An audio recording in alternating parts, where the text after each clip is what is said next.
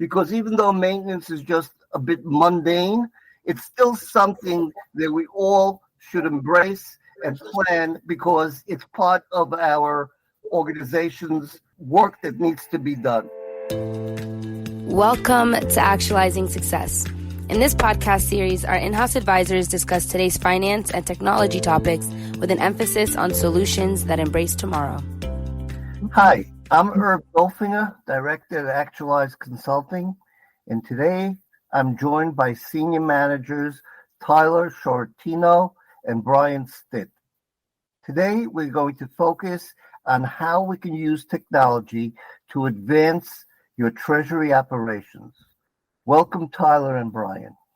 As we all know, technology increases the opportunity for Treasury centralization, and it also enables treasurers to demonstrate control over their activities and to perform tasks much more effectively. In the Treasury space, software companies continue to innovate. They deploy SaaS technology that helps automate and simplify various processes for the corporate Treasury personnel. Automation streamlines processes, it improves accuracy and traceability. Very key elements of the Treasury operations. It also provides transparency and an up-to-date view of the company's financial status. In our day-to-day work at Actualize Consulting, we see the benefits that our clients reap from implementing Treasury management systems, TMS, and also other software platforms to manage their liquidity and their risk functions. Today, you can also take advantage of APIs and AI, which will even further your capabilities, real-time access to key data. That is really one of the very modern capabilities that technology is providing us. You can get real-time capabilities across financial institutions, across platforms, other organizations, and it also allows you to use analytics that until now were really not available in using our existing tools. Brian, can you discuss our best practices for Treasury implementations, please? Sure. Yeah. Thanks, Irv. As we look at best practices for Treasury implementations, really the foundation of a successful Treasury project, either implementation or greater transformation, is really establishing a clear vision of the desired future state, process and controls, the team's roles and responsibilities, and the greater technology architecture. While we're focusing here on the best practices for implementation, I just wanted to call out a key to a successful project is really first selecting the appropriate technology platform for your needs. Whether you do so via a formal RFP or otherwise, it's important to vet available technology solutions capabilities and their fit within the greater technology and process architecture of your organization. So assuming this selection has taken place, mindful structured implementation process itself is critical to getting full use of that system, and as well as making sure the team continues to use the solution once the implementation is completed. That process and implementation begins largely with initiation and discovery, where we focus on clarifying project scope, priorities, team roles and responsibilities, who will be doing what throughout the project and ongoing, identifying any hard deadlines or such as a sunsetting of a previous software subscription, or any dependencies where information or resources are need to be scheduled within the organization or externally. And next we also gather information on the current state. In our projects, we share a detailed questionnaire covering each functional area and obtain responses from the clients. These responses allow the implementation team to gain a deeper understanding of the current state before engaging in an interview process to dig a bit deeper. And next, we'll conduct those detailed interviews and process walkthroughs to confirm the current state and assess opportunities for enhancements while brainstorming solutions and prioritizing deliverables. Work together to support an effective project plan, identify goals for the project, and visualize the future state design. As we visualize the design, the next step in the process is validating that that design is effective and practical. And one of our best practices here is, when possible, to produce a proof of concept to prove that the system can do what it is intended to do. There we identify any gaps, find solutions to those gaps, and overall just achieve greater alignment between ourselves and the client on that design before a greater configuration and rollout effort takes place. Following, we have a couple of best practices around training and UAT. So basically, once you see the system can do what it is intended to do through the proof of concept, best practice is having the client teams as involved as possible throughout that training and UAT process. Because here you'll need to learn how to use the system and perform any testing, and ultimately prepare for go live. Kind of following the training and UAT, an effective go live as a best practice, it looks at how we approach the go live, whether it's in a phased approach or a big bang, making sure that we have sign off from stakeholders and buy-in from any cross-functional teams. And then a best practice more from the client side is that kind of in proceeding through go live, you should really learn and get comfortable with the support model if any issues arise after go live in production. Thank you, Brian. Tyler, what do you recommend for integrating new Treasury technology? Even with the increased adoption of technology in Treasury departments, there's always room for improvement. We find that it's key that all stakeholders have buy-in and that there needs to be a detailed change management plan in place. It's also important to ensure that we educate the Treasury teams on the why. It is important to automate routine Treasury tasks to reduce manual errors, increase operational efficiencies, and free up their time for more strategic initiatives. We also want to ensure that there's a constant communication and buy-in along the way. This helps for a smooth adoption of new technology.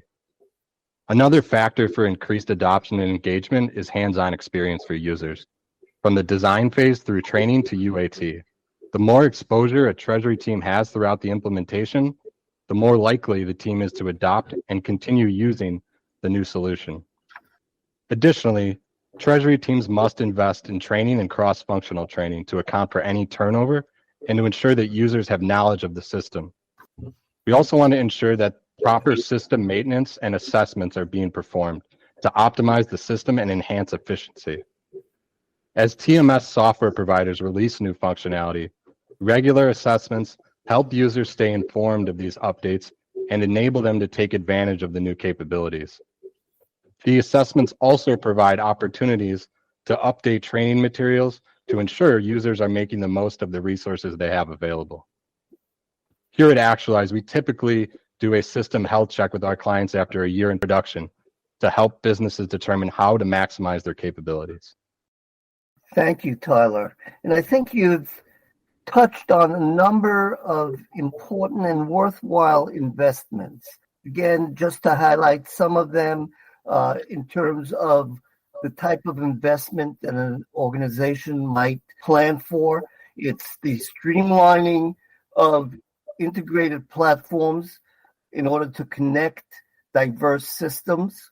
You definitely today can leverage APIs, which would increase the straight-through processing, and it will allow you to connect to business intelligence and reporting tools.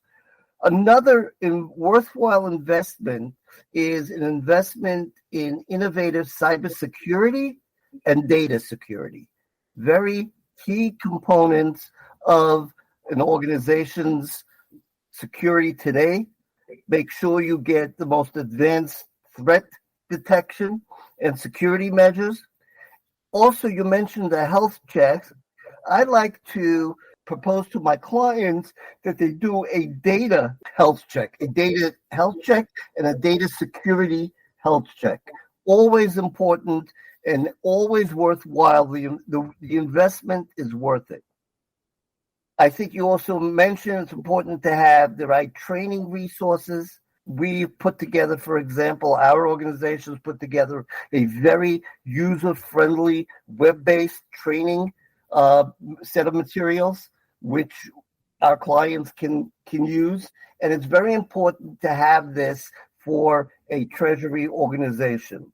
Also, in the latest technology, you can apply machine learning, AI solutions, and you can improve your reconciliation percentages and just in general feel comfortable when you do a forecast that there is tremendous accuracy in that forecast. Now that we've discussed best practices and integration of technology, what gaps do you see in the market? Yeah, we still do see some gaps in the market, and I want to talk about a few of these. The first of which being the blockchain integration. The adoption of blockchain technology for trade, finance, and cross-border payments is on the rise. However, TMS solutions do not always offer robust integration with blockchain networks, potentially missing opportunities for cost reduction and efficiency gains. Some of the other potential benefits that could come with the blockchain integration could be decentralization, transparency, security, traceability, as mentioned, efficient cross-border transactions, and data integrity. Additionally, another gap we see is around scalability.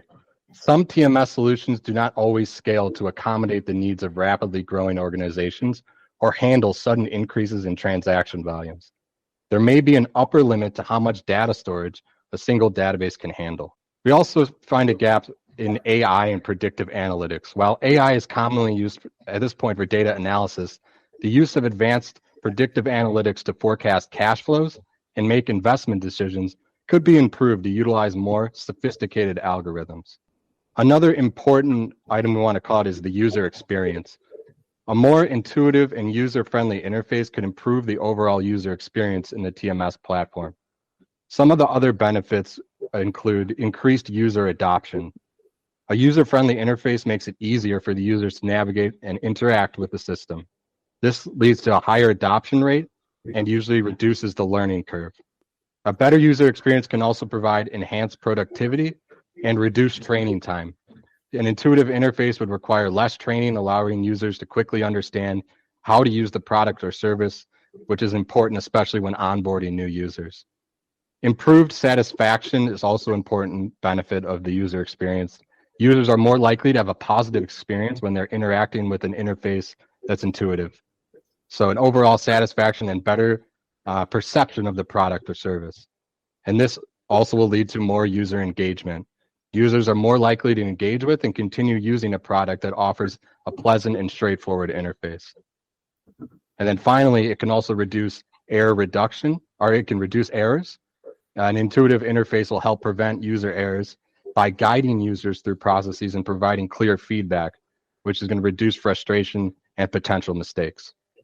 A couple other gaps we have identified, one being mobile capability. The current level of investment by TMS vendors in mobile solutions doesn't yet reflect the new reality of many people regularly working away from the office or their desks. And then the final gap we want to talk about is connectivity. There are still some challenges in smaller financial institutions where the lack of investment in technology limits connection and access to data at smaller institutions. Some of the challenges would include legacy systems. Many smaller institutions might be using outdated legacy systems that were not designed to easily integrate with modern software. Updating or replacing these systems can be costly and complex to these smaller institutions. We also find that they may have limited resources. The smaller institutions often would have less IT resources, making it challenging to allocate time and personnel for integration projects. There could also be cost constraints. Integration projects often come with upfront costs. Smaller financial institutions might face budget constraints that limit their ability to invest in the necessary technology and resources for seamless integration. And then finally, there could also be scalability concerns. Smaller institutions may be concerned about scalability of their systems when integrating with new software. They need solutions that can grow with their business without causing disruptions. Thank you, Tyler. Brian, what should our listeners prioritize in Treasury technology? Yeah, thanks, sir.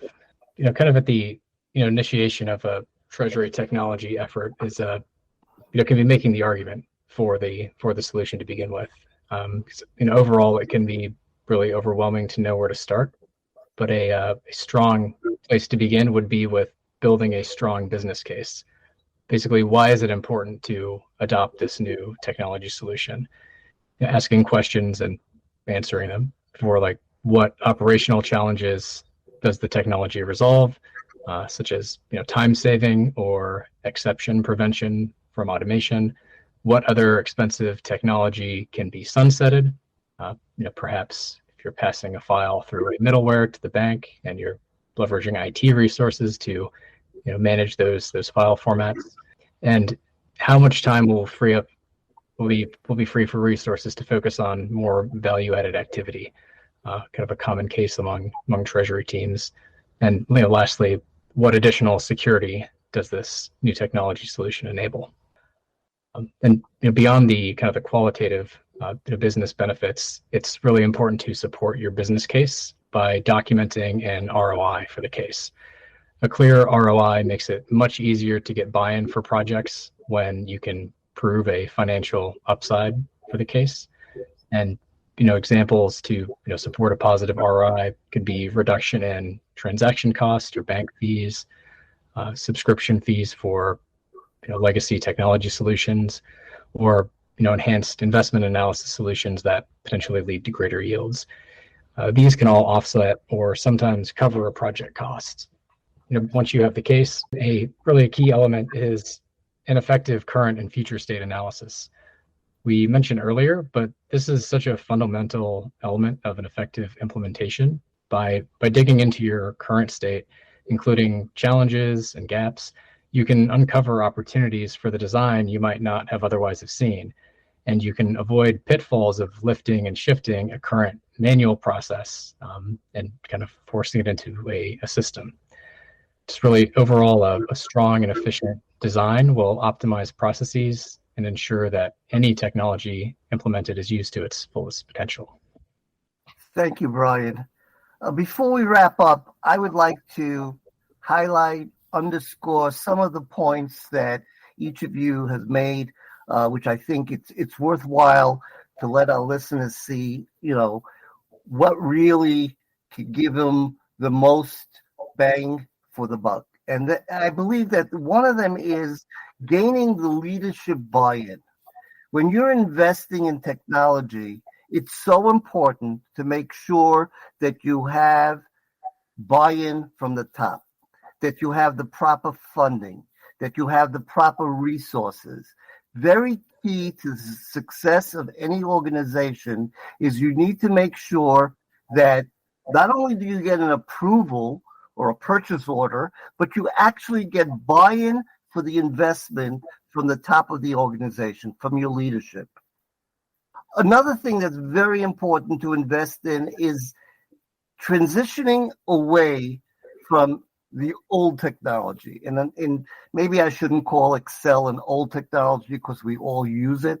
But I think whether it be a manual process, Excel, perhaps an Access database, what we want to do is we want to move forward with the new technology. And I think if you invest in a TMS with the approval of your leadership, you're going to be able to replace some of the manual processes, be able to replace consolidate many of the Excel spreadsheet that you struggle with every day. And you just streamline your whole operation using technology, using a TMS. I think also it's important to get ahead of the curve. You can always optimize your technology just to fit where the future is going. So, for example, in the payment space, we all know that everyone is going to the ISO format for payments. And it's important, again, that we leverage APIs, real-time payments. We move into the future and we leverage what technology is available to bring us to where we need to go.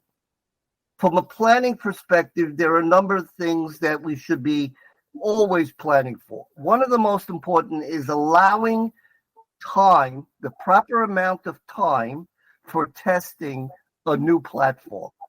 I mean, the most important thing when you're implementing new software is to make sure before you go live that the software is fit for purpose, that it matches your business model, that it matches your BAU, it matches everything that you and your team need to do. So always allow the proper time for testing. Also, I believe we mentioned cross-training, very important. People always leave the organization for better opportunities, for different opportunities. It's important to have cross-training along the way so that if somebody leaves, you didn't just lose your most key person, and there are others that can step in, and you have the right pinch hitters behind the people who've left. Also, maintenance. I think many of us take maintenance for granted, but I think maintenance is something you should really plan for and make sure that you use the right tools, the most innovative tools, because even though maintenance is just a bit mundane, it's still something that we all should embrace and plan because it's part of our organization's work that needs to be done. So I think all I've done really is try to highlight some of the items that Brian and Tyler, you've touched on. I want to thank Brian and Tyler for your insight. I hope all of this information will be useful for our Treasury audience and listeners. Thank you all very much. Thanks for joining us for today's episode of Actualizing Success. Make sure to visit us online at www.actualizeconsulting.com, where you can explore our service offerings. Don't forget to subscribe to the show on iTunes, Spotify, or your preferred platform.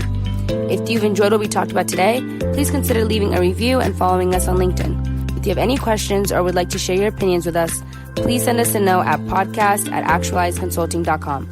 We look forward to hearing from you.